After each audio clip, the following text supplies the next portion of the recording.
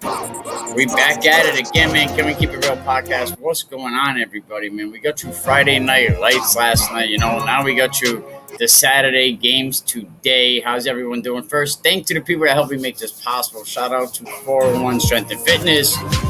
Definitely, if you need to get stronger on the line or any position or any sport, definitely check 401 Strength and Fitness over on the 400 block of Warwick Avenue.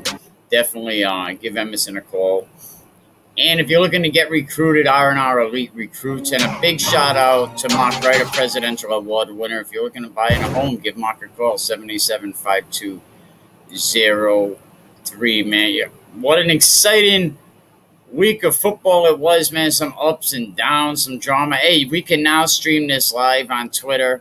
So definitely, if you're on Twitter, you can definitely check this out so more people to see it. Also at Apple, iTunes, Spotify, iHeartRadio was a big one this week. But we're going to bring in our guest official.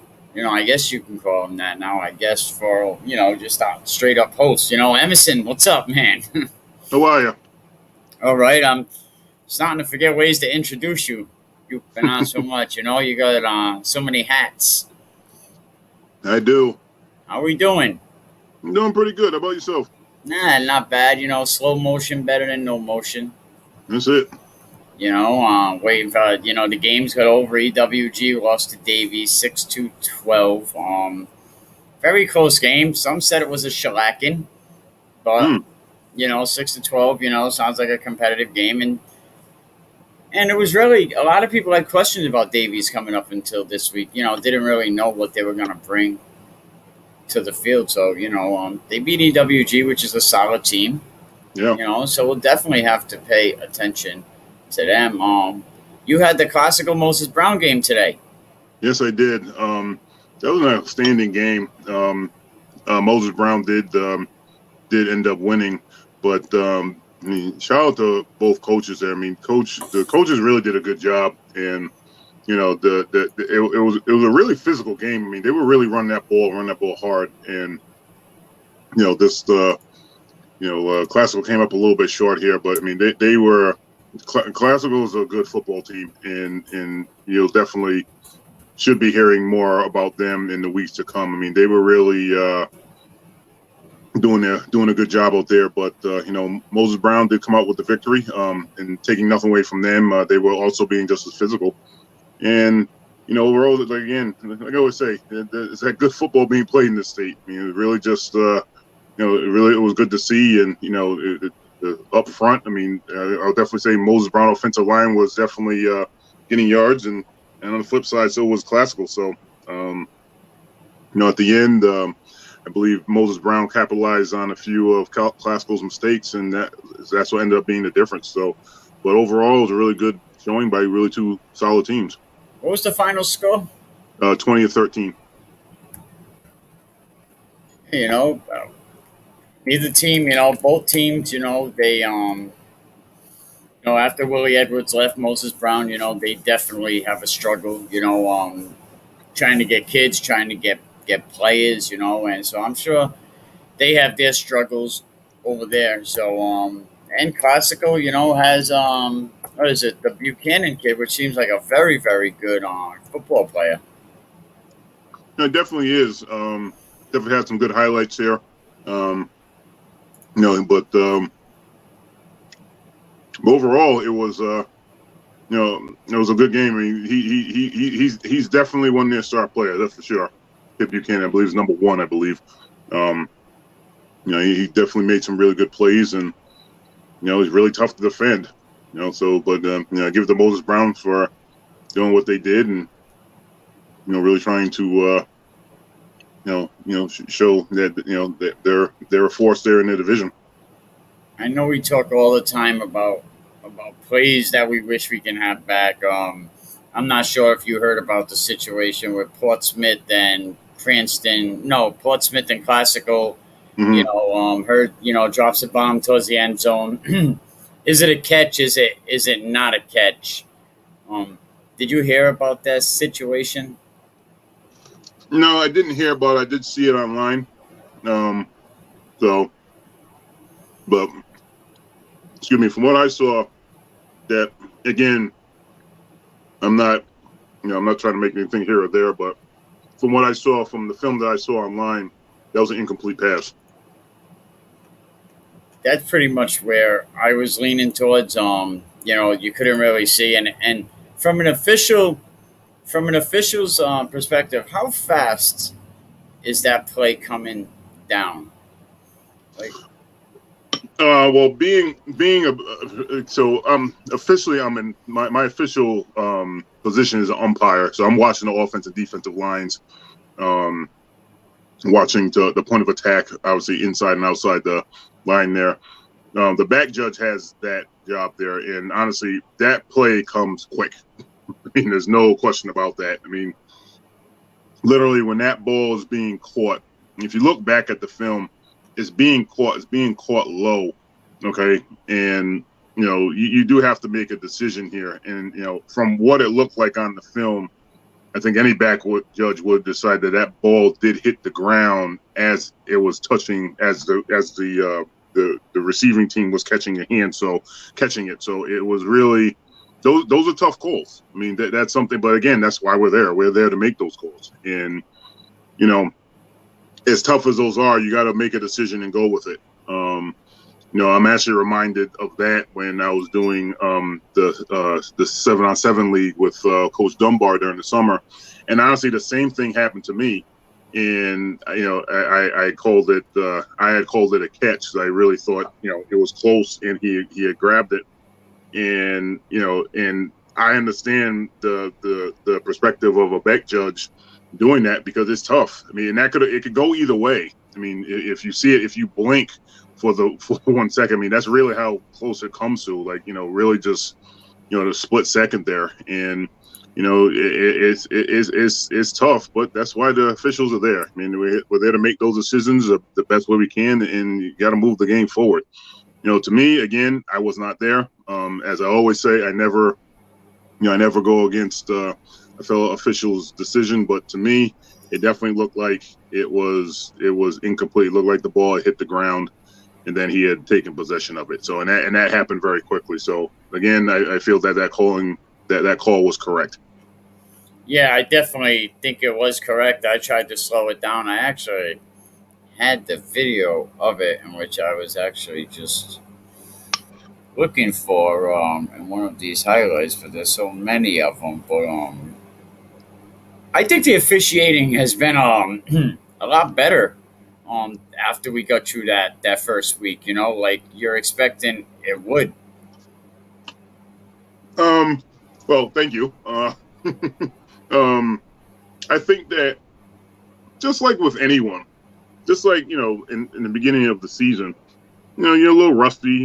Takes a little time for your mechanics to get right and stuff like that. And I think it's the same way with the officials. I mean, I think we have to be a little bit more on point, I would say, than let's say the players or the coaches. But I think overall, I think as the season progresses, just like with teams, as the season progresses, they get better. Calls are sharper, and overall things are just moving smoothly. I think that it does take a little bit to get into that that season rhythm and just get moving. So, and again, we do have we do have some crews that are that are working hard. I think all our crews are working hard, not some, all of us are, and we're prone to make mistakes. I mean, it's going to happen. I mean, people have to understand that. Like, referees are human. Just because we put the stripes on and put our hat on doesn't mean we're superhuman and we don't make any mistakes. Like, we are going to make mistakes. It's going to happen. And, it's, sometimes it does affect the game. Sometimes it doesn't. But ultimately, I mean, as a coach, I mean, one thing I've always learned is regardless of what the referees do, you got to find a way to look around that and get around that and keep moving forward. I mean, that's what the best do. Okay, it was a bad call. Okay, what are we gonna do about it? Can't keep crying about it and getting all huffy and puffy about it. It does suck. I definitely get it. Especially if momentum's going in your favor and you got a good drive. I mean, honestly, it happened a couple of times this game. And honestly, it happened on both sides. I distinctly remember Moses Brown was moving down the field, and one of the guys moved, and I had to throw the flag. And I know the coach was like, "What's going on?" Blah blah blah. And it's like, listen, he moved. I know it messes with your momentum a little bit, but it's okay. As a coach, you got to realize, okay, yeah, this happened. We got to rebound and keep moving. So, but it is what it is. But, again, all of us officials here in Rhode Island are doing the absolute best we can to get stuff done. And, just got to keep working and keep moving. I actually have the play right here. Before we bring Coach Fortin up in here, of course, our buddy Felix slowed it down pretty good. So that's pretty much what we seen, what everyone else seen. And I think the ruling on the field was correct because you could see that corner right there. It looks like it hits the turf. He made a great Julian Edelman catch. Can you see what I'm seeing? Yeah. So the one thing I see, and again, I see how the ball is. Yeah, like you said, that point came down, and honestly, he didn't have really, from this vantage point, really have possession of it. That's really the key right there. That's really it right there. That's when the ball is touching the ground. He's starting to get possession of the ball, but the ball is touching the ground. So that as soon as that ball touches the ground, you don't have possession. It's incomplete. Emerson's like, what is that guy's name from the NFL? Dean Blanchino, that used to come in and explain the rules on the field. But yeah, there was definitely some great games. You want to stick around, Emerson? I'm going to bring Coach Fortin up in here. Oh, of course. Let me get Coach Fortin up in here. My boy Cliff Fortin in his house. Hey, what's going on, Mike? All right, how we doing, Coach? How's everything? Pretty good. How was your game today? You look pretty chippy. Well, we had a hard-fought game. We lost 12-6. Sometimes it goes that way. And shout out to Davies. They had a great game plan. They came out. They executed better than we did. We turned the ball over way too many times and missed tackles. And you're not going to win football games that way. So you got to get back into the locker room, back on practice fields, figure out, you got good coaches, and I'm sure you guys will bounce back for your next opponent. Yeah, we're just going to have to look at the film. We're going to have to look at the things that we did wrong and fix the things that we did wrong and, get back into the grind. I told my players when the film goes up, we will look at the film, we will learn from our mistakes, and then we will move forward. We have to, we can't sit there and let this loss take everything out of us. It was a loss. It was a bad loss. And it's time for some humble pie. So as of tomorrow, we'll get ready for Smithfield. Now, you had a player that was hurt, banged his head a little bit. Is he okay? Yeah, he seems to be fine. They took him to the hospital for precautionary reasons. And I gotta say, I got so much respect for Davies. Our kids lined up, to wish their player good luck, and he did the same thing. So there was two lines of two schools, all the players. I got a lot of respect for Coach Cabral and the Davies football program. That was a very class act. I like that, and that's again, that's what football's about. He's a good coach, good staff, and a very good program. I think I told you before, and I told my staff this game had me a little nervous because of the matchup and the way they play, the way that we play. They got the best of us on this, and kudos for them. Well, you did not go into this game thinking you were gonna kick their butts. You did say Davies could be a problem, and I mentioned earlier to someone that we were waiting for this week to see how Davies was. But going back to when these kids get hurt, you mentioned that they was a respectable team. Isn't that what all schools and teams are supposed to do? For the most part, yeah. All teams do that. I hope so. I can't speak for all the teams out there, but I know that my team definitely does, and we know that Davies definitely does because that's what they did. And that's just the character of the team. So again, and I told each player and I told the coaching staff when they did it, I got a lot of respect for them. And you don't want any player to get hurt and to leave in the ambulance. I'm very, thankful that I have already been speaking to the mother, and he's doing good. They're just waiting for some X-rays, and hopefully he goes home shortly. Nice. So now you got a big game coming up next week. Oh yeah, now this game, it becomes an even bigger game. They're undefeated. We're 1-1. So now it's we got to get back to the grind, and we got to put this loss behind us and study the film and get better collectively. That's it. Coach Cook, he said he'll be on today, so hopefully he'll come around. Juanita Sanchez ended up putting 44 up on Tiverton. Wow! Oh, I didn't even know that. Yeah, that's one score that I just I figured I wanted to get you. Tiverton, another struggling team. They'll bounce back. They should be okay. But Coach, thank you. Any last words for all your fans out there? My fans. I want to thank everybody who went to the game. There was quite a few people who went there. And again, much respect to Davies and that coaching staff for what they did when our player got hurt. And same thing, there was a lot of players that went down. A lot of players on their end, a lot of players on our end. It was a hard-hitting game. I'm very thankful that everybody, except for one of my players, that were able to go home with the team. So, if Coach Cabral sees this or any of his players, much respect and, good luck for them for the rest of the season. And again, we're just going to do our part to get better and prepare for Smithfield. What do you think about this guy, Emerson? Coach, how you doing? What's going on, Emerson? Always great to see you. Absolutely. Hey, man, I know Cliff's doing a good job down there. I mean, the tough loss today, but as he said, you got to bounce back and look forward to next week, and that's honestly a mark of a good coach. So, we got a long season ahead of us, and like I said, it's any given Sunday, every given Friday, every given Saturday, things that happen. So, I'm expecting good things from Exeter West Greenwich down there, and and I know how you do things down there, Cliff. So, I know it's going to be a good week of practice and moving forward. So I look forward to see how you guys progress during the season. And of course, I wish you the best of luck. I appreciate that. We're faced with adversity now. We've got our first loss, and now we'll see how we bounce back. We'll see what the Knights are about. We'll see what the character of this team is. And it was a long ride home. They hopefully they were thinking about what happened with the game, and I know that once the film's up, we'll watch film and we'll learn from this and take this opportunity to get better. They were thinking about practice Monday. Yeah, if we won, they had Monday off. We didn't win. We're practicing Monday. That's what they were thinking about. Be another tough week of practice, but that's what makes them better.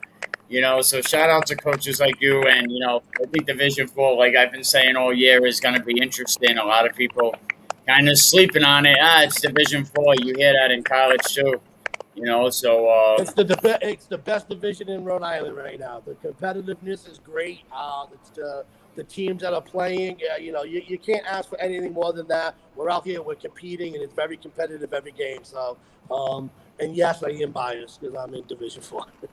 That's right. I was watching Woonsocket a little bit on the game. Fourth down, they give up an interception. Cranston East runs it back, turnover on down. Woonsocket ends up winning 14-7, but a lot of teams are getting hit with the injury bug early this season. Yeah, we got a couple ourselves. So we'll like I said, we'll bounce back and we'll look at film and we'll learn and we'll get better. All right, Coach Fortin, I'm gonna have to add your score to the little ticker down the bottom. And when you see King Cook, tell him get at me. I'm waiting for him. Yeah, we will do. All right, thanks for having me, and I'll talk to you soon. And Emerson, I'll talk to you soon, Coach. All right. All right, thank you.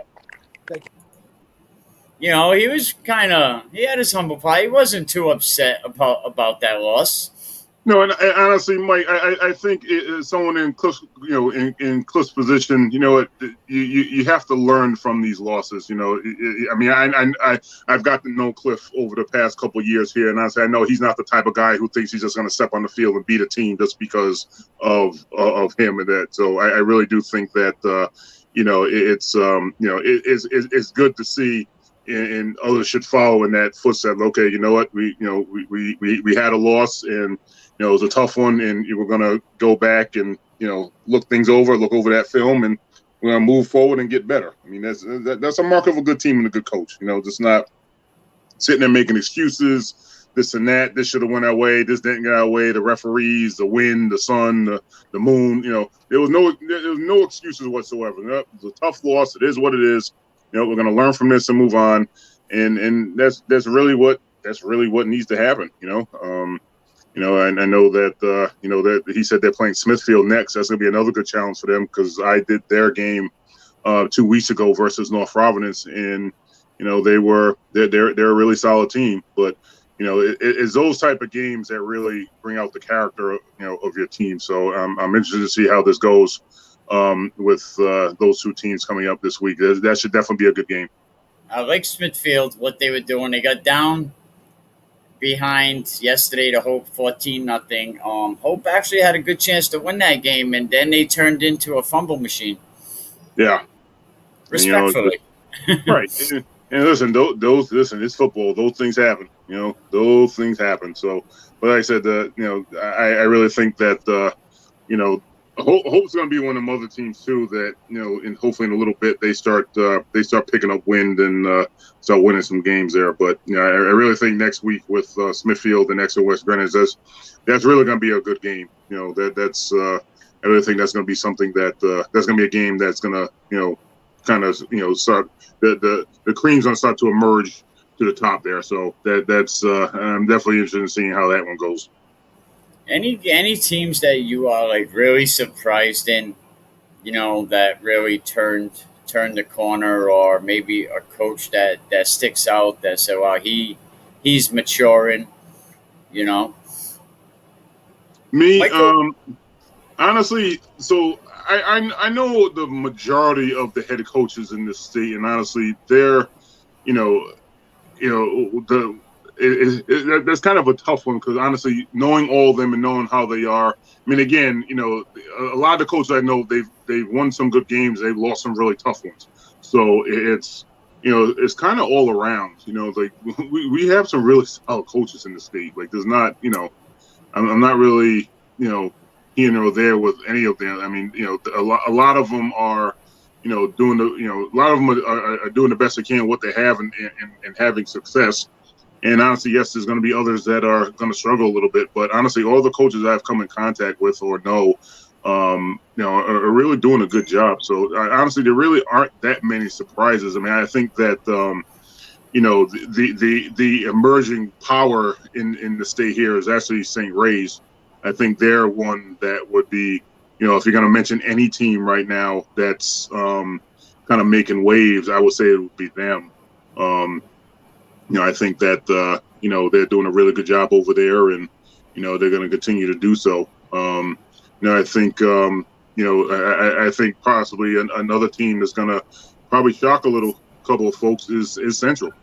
I think they're primed and ready to do so. I know Coach Washington's doing a great job over there, and continues to get stuff done. So I know that'll be the case, and like I said, we do have some really solid coaches here. So I mean, that's really the big thing. They know what they're doing. They're working with these boys, these young men, and really really doing what they need to do. So, but yeah, I would say those teams are probably my ones that are like, yeah, it's slowly starting to emerge here. I'm definitely interested to see Central as they move forward, as they continue to play in the Division I schedule and see how that goes. So, but yeah, I'm definitely, I'm definitely interested to see how things start shaping up in the next couple of weeks here. If I could say a coach that I think matured leaps and bounds would be Michael Washington at Central High School.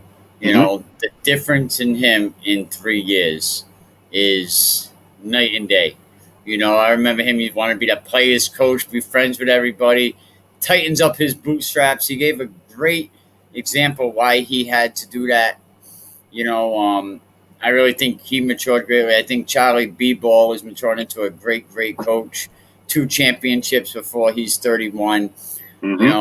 Coach Dunbar, Coach Simpson. Coach Dunbar got a great, great win against Rogers, and I would say that's probably got to be Coach Dunbar's biggest win of his coaching career. And there's a guy that's been around Rhode Island football for a long time, being a URI alumni, St. Ray's alumni. So I can go on and on. Coach Simpson, what he's been doing the last couple of years.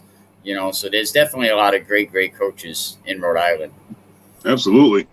And those, obviously, even those that you mentioned and I didn't, I mean, they're definitely doing good things here. It's like I said, it's good to see, and it's been honestly a long time coming here. So I'm glad to see that, we have guys, and honestly, and no disrespect to guys that are older than some of these coaches, but a lot of, younger guys really, taking the horns and really, really doing their thing here. I mean, it's really a good thing to see. And again, I mean, even, Coach JD, for example, at Tolman, he's one that's, he's kind of like an unsung hero. I mean, I know I work with a couple of their kids, a couple of those young men, at my gym. I know a lot of them because I used to work in Pawtucket. And Coach JD, the coach named Coach Mark Gorman, they really do a good job over there. And Tolman's really one of them teams that they're there and they don't get as much credit as they should, but those coaches over there are really doing a good job with those young men. And I officiated one of their games. They played against Pilgrim. They didn't win, but it was a solid game. And at the end, I mean, everyone knew they played each other, and it was really good. But Coach JD is another one who definitely deserves a shout out here because he's doing good things at Tolman as well. And again, there's a lot of coaches, and I do hope coaches don't get offended if we don't mention them, and they're doing a good job here. But the ones I've been coming in contact with have known over the past few years here, they're really stepping up their game. They're really doing a good job here. So, and that's what these young men need, as a whole. So I'm definitely glad to see that they're doing well. Obviously, Coach Dunbar, what he's doing, Wesley, is a 500 total offense. Oh, yeah, 500 yards he had. Oh, my goodness. Yeah, 53 to 12. The only points coming on 2 punt returns. So they really got to straighten that out because you allow a contender to get two returns, right, for scores. You can't allow that. Nope, Not saying Rogers isn't a contender, but right. We know down the line what Wesley has to deal with going into the playoffs. You got St. Right now, people are saying it's St. Ray's, and Westerly seems to be the cream of the crop in Division II. No disrespect to any other Division II program. Coach Wes Pennington, great program. Right. A lot of good Division II programs. Coventry doing their thing over there, even though they didn't play this week against St. Ray's. So there's a lot of good programs, a lot of good coaches still out there.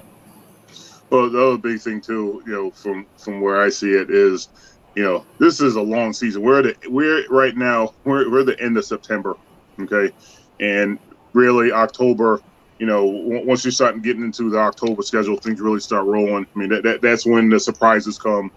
That's when there's going to be a team that possibly no one really thought about was going to start creeping towards the playoffs. They start creeping towards the playoffs. So it's really anyone's game here, and that's really for all divisions.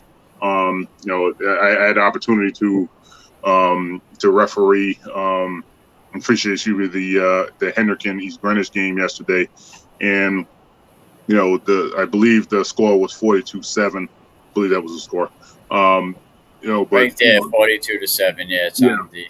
And so the one thing I will say is that yes, again, Hendricken did a good job and did what they did, but I mean, there were glimmers of hope there with East Greenwich. I mean, again, the score is indicative of what I'm saying, but it's really there was a few times that East Greenwich, was really kind of marching down the field a little bit, and Hendricken really didn't have an answer to it. And again, I know the first series, keep saying extra, forgive me. East Greenwich had the ball and literally marched it down. Unfortunately, it ended with an interception, but they were moving, and they were starting to gain some momentum, and that happened a few times. And again, that will happen during the game, but ultimately, it's like it wasn't just a dominating. They didn't get anything. Constantly 3 and out. I mean, they were doing some good things. So, and again, it goes. And I give credit to East Greenwich there because honestly, they kept fighting. They did not care who was on that field. Like they did not give up. And again, obviously Hendricken, did come out with the win. But ultimately, you know, it's a credit to those guys. These guys for really, you know, doing the best they can with what they had. And honestly, there was, you know, they were still doing their thing. So, I mean, you know, shout out to those coaches there for, you know, working with kids and telling them, you know, you fight to the end, doesn't matter what the score is. You know, I definitely saw that. So, but it was good. That was good. North Smithfield, Mount St. Charles is another team. Had a great game against Johnston High School. Competitive game. They were right in it, going all the way down. Johnson wins by 10 at the end of the game, but Coach Private comes on. And for a team that loses, you know, you ask him, you know, how was the game? And he says, good. And you're like, whoa. And then he explains to it that, you know, you can have a loss and still have an accomplishment as a team. See some good things in there. And they lost a lot of guys last week. Good thing they were able to develop and get them back. But I think North Smithfield, Coach Piper is doing an excellent job, had great leadership in West Pennington. And I had them two guys on today. And it looked like Coach Piper got a little emotional when West Pennington was talking very highly of him. Absolutely. I mean, you know, it's something to be said when, you know, a coach that moves on, you know, and you know, another coach steps up, and you know that coach that moved on is saying good things about you. I mean, you know, it's obviously true and from the heart, because you know he's obviously, you know, he worked under Coach Pennington, and you know he's not going to lie to him. He's not just, you know, saying that just to say it. I mean, you know, I know Coach Pennington, you know, says what he means. So, but yeah, I mean, it's, you know, there's a lot to be gained from losses. I mean, there's lessons to be learned, and the really good coaches really understand that, regardless of what the score is or what happens or how it happens. There's a lot to be learned from, you know, when things don't go your way. I mean, it's not only a football lesson, it's a life lesson. You know, okay, you learn what you can in that situation, and then you move on. You know, and, you know, you take those lessons and you apply it to the next time that you're going to be on the field or you're going to be coaching, and you become better. And that's really how it goes. You know, you're not going to win every game. You know, I mean, yes, there might be seasons you're undefeated, and I understand that, and that's definitely a good thing. But, I mean, you know, sometimes you're going to win, sometimes you're going to lose, right? You got to be a graceful winner and a graceful loser. You know, and part of that grace of losing is like, okay, well, hey, you know, I lost the game. Okay, what did I do wrong? Let's improve in this area so it doesn't happen again. That makes you get better. Then you move forward. So, you know, there's a lot to be learned when you don't get that W. But, you know, it's just good to see that coaches are, you know, experiencing. Again, obviously, you know, coaches are going to have to move on. Obviously, you have a season to play, but to be down and beat yourself, because it's happened before. Like, I've seen it, you know, I've seen coaches be down. Like, I can't believe you lost this 2 weeks ago. I'm like, Coach, that was 2 weeks ago. You got, you know, you have more on the schedule here, you know. So it's really good to see. And honestly, you know, losing a tight game, you know, it really only makes you better. You know, it really does. You know, it's really just, you know, you learn from the mistakes, you tighten up those areas, and you become a better football team. You become a better coach. You become a better player. You know, if that guy beats you, you know, you're taking a zone step to the right and the guy beats you. Okay, that's what you work on in practice for the next week, so that doesn't happen again. You know, I mean, that's really how it should be. And again, that's how you get better. You get better as a player. You get better as a coach by doing stuff like that. So, you know, again, it's good to see that coaches are taking, you know, that mentality and applying it. And, you know, it's only going to benefit them in the long run.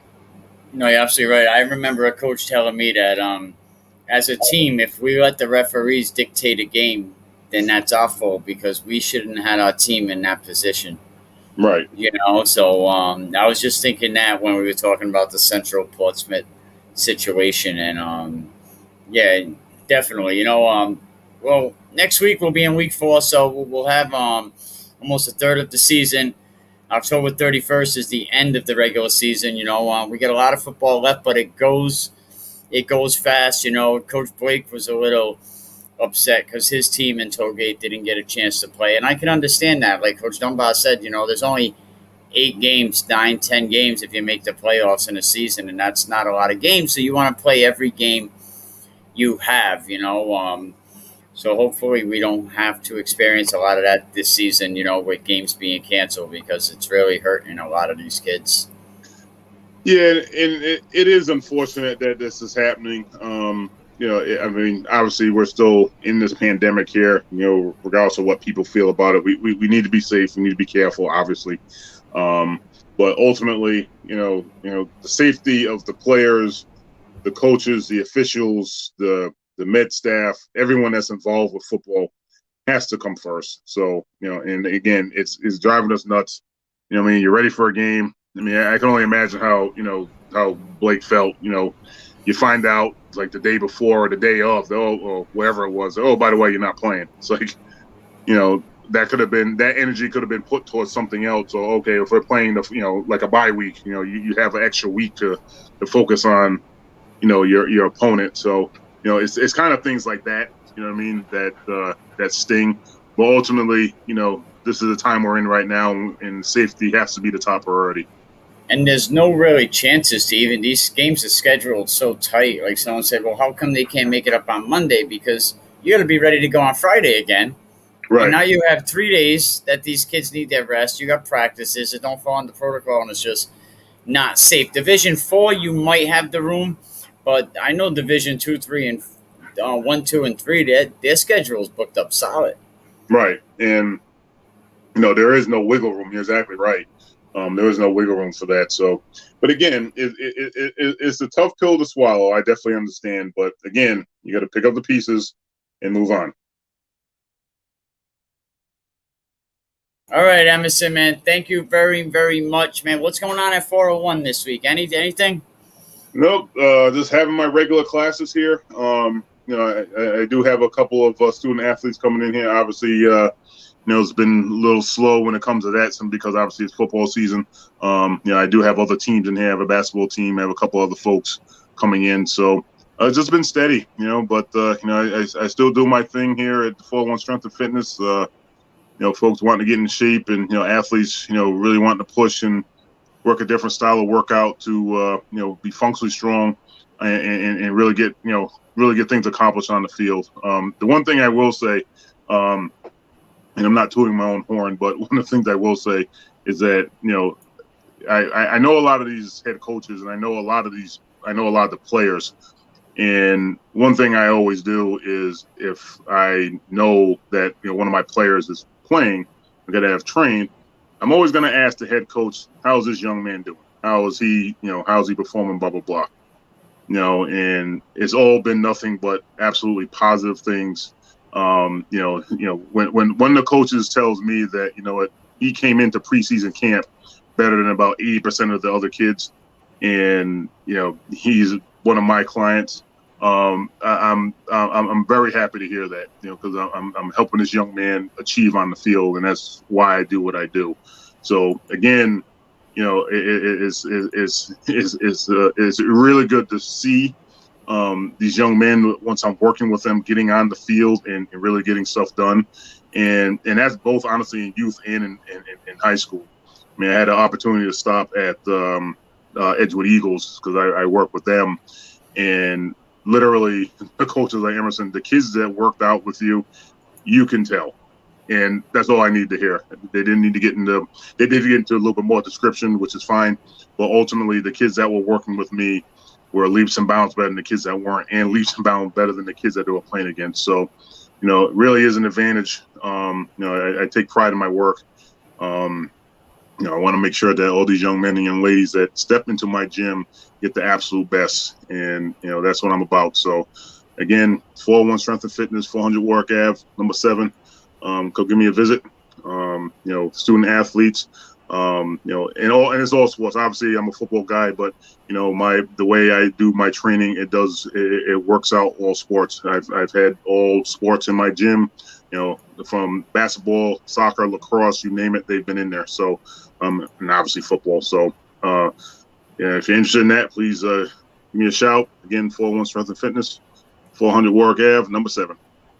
There you go, and you welcome teams, crews, regular one-on-one training, whatever it is, all sports. It ain't just football.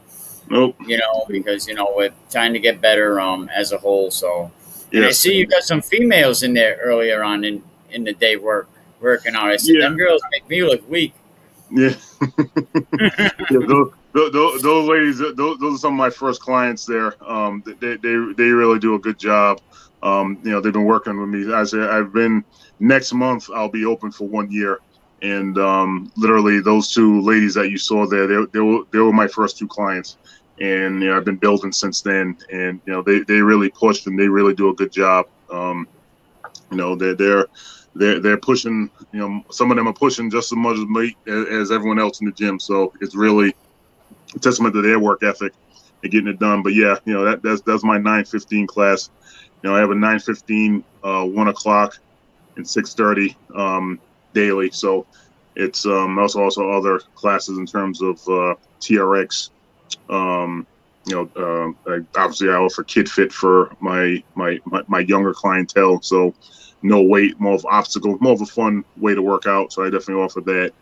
And we offer yoga as well. So we also offer Zumba. So again, it's a complete gym, as I like to call it. I like to work out entire families. We offer family packages if folks are interested. But ultimately, that's what the gym's about. It's a community gym. Get folks in, get them in shape, get into their fitness goals, get into their sports goals, and have them walking out being, knowing that they've achieved working out and finishing a workout, and that workout's going to make them more successful as they move forward. So that is what I do and what I like to do and will continue to do. So again, if this interests you, please look me up. 401 Strength and Fitness, 400 Warwick Ave, number 7.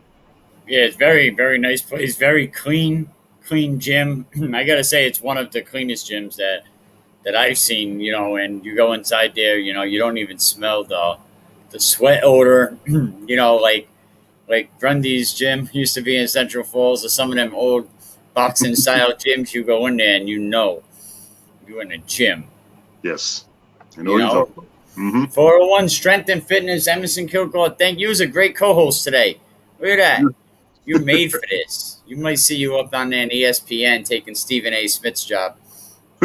Oh, boy. I'm riding with you. All right, Emerson, man. Thank you very much. I appreciate everything. All right, Mike. Have a good one. All right, we'll talk soon. Emerson Kilgore, 401 Strength and Fitness. Like you said, 400 Warwick Ave, Unit 7. You can't miss it. See these logos you see plastered all over the place? Well, you'll see them logos over there. So, you see the scores at the bottom of the screen. Thank you, everybody. We now have this live streaming on TikTok. So, follow the originator and not the imitator. You can copy some things, but you can't copy respect. This is your guy. Come on. Can We Keep It Real Podcast Network. Shout out to Can We Keep It Real Podcast and Network. You nervous with butterflies in your stomach? Don't try to intimidate me. You couldn't scare me with lip. I'm spontaneous, smart, dangerous, fancy and quick. My trainer told me to work. He ain't prepared me to quit. I'm the only captain who's sailing this championship.